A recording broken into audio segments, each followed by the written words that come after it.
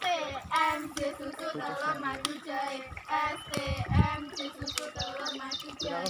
STMJ susu telur madu jahe. STMJ susu telur madu jahe. Hei, Cah, aku melu dolanan. Bocah haram, bocah haram, bocah haram. Bocah aku duwe ibu, itu anak haram. Iya, sampai duwe ibu, nanging ora duwe bapak alias anak haram. Sampean pancen tegese kanggo kula. Awas aku lakone iki kanggo mbokmu. Mbok, aku pancen wis gak tahan maneh.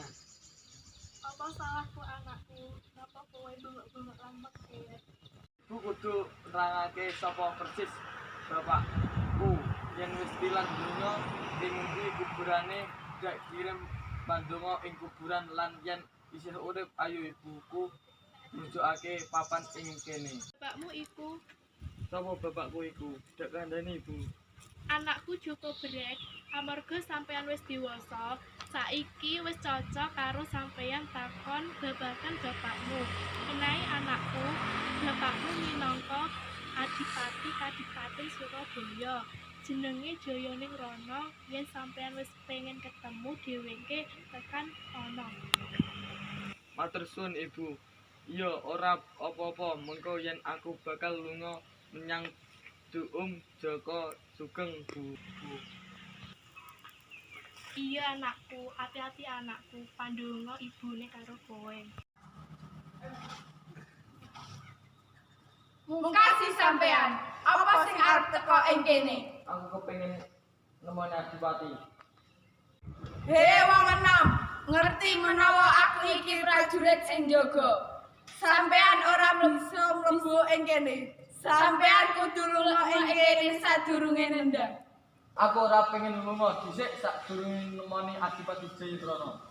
Hei wong enom, sampean bocah kampung, aja ngrungokake pesenku. Aku isih bakal nglawan sampean prajurit sadurunge ketemu Adipati. Telepon Adipati, aku pengen ketemu wonge. Mungkasi apa iki sing gawe gelut lan gawe ribut ing kene? Ngapunten pangeran, nom-noman iki mek bisa meksa mlebu. Aku nyegah nanging ora nolak. Nyuwun sewu, sampeyan lan sapa sing nyoba meksa? Kula kepengin Adipati Jayadrana, aku arep gak kandhakake. Wong iso, aku coba ora bisa dilihat bapakku. Awakku kudu mulai wae, apa aku bakal mosong mulai? Aku tumetes ora karep karo Adipati Jayadrana. Pemuda, uga aku wangkal. Ayo kita bali nguber wong enom iki menyang gunung sing sibuk. Pungkasana perangi, ana apa lan apa kowe gelut? Bapake, wong enom iki kepengin ketemu bapakku, aku wis nyegah. Nanging isih nekat kanggo ketemu langsung karo bapak.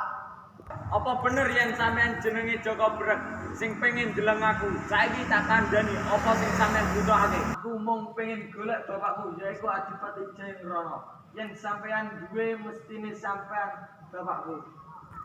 Mengko dhisik, apa jeneng ibumu lan buktine sampeyan pancen anakku? Aku minangka putrane Dewi Sangkra. Minangka bukti ibu menehi syukur Dewi Suna. Oh iya bener, iki selendang Cinde Puspita sing dak karepake biyunge marang ibumu Dewi Sangkra. Mangko kowe iku anakku. Sawung Rana Pansawung Sari ngenalake Joko Brek uga sadulurmu.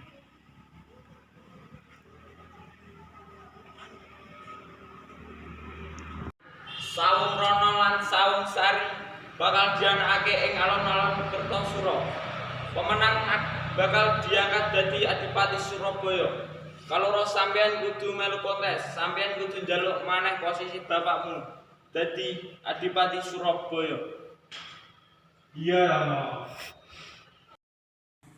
Lan elingo, sampeyan kudu tetep latihan supaya bisa menang kontes. Ya, Rama, awake bakal nindakake saran bapakmu. Langsung daftar mana registrasi kontes isih dibuka. Amarga durung ana sing menang kontes. Ayo daftar.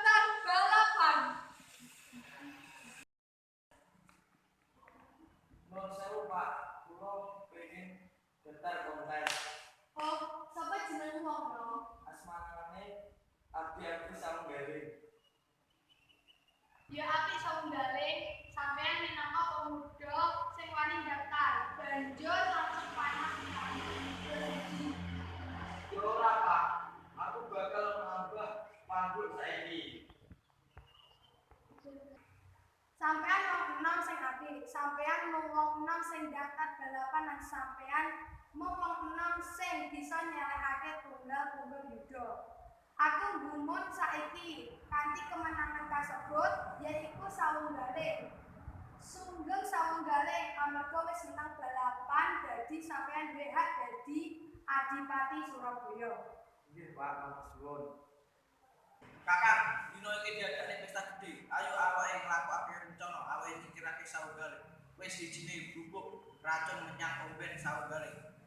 Yo bener, apik. Hati-hati, aja nganti ana wong liya deleng nalika awake nemplekake bubuk racun ing omben sawunggaling. Wah, apa sing ditindakake wong loro mau? Kepiye cak curiga kaya dheweke bubar ngombe ing gelas? Sapa sing bakal diracuni? Lho, gawat. Gelas ngombe sing arep diracuni bakal ditawani Adipati Sawunggaling. Aku kudu enggal nulungi Adipati Sawunggaling. Sadurunge ngombe iku Adipati capendengan saka Madura. Dinda sawunggaling delok ing tindak Adipati Madura dheweke ora ngajeni sampeyan amarga ngombe minuman iki nyayat. Ayo paman, aku enggal. Ngerti yen ombe-omben sing kok pengen ngombe iki sejatine diwenehi racun. Dening sawung grono aku perlu ngindari dhewe. Mulane aku kepengin ngluwati sampeyan saka petindak tersebut. Aku ndeleng dheweke pancen kejam banget kanggo mateni aku kanthi racun aku.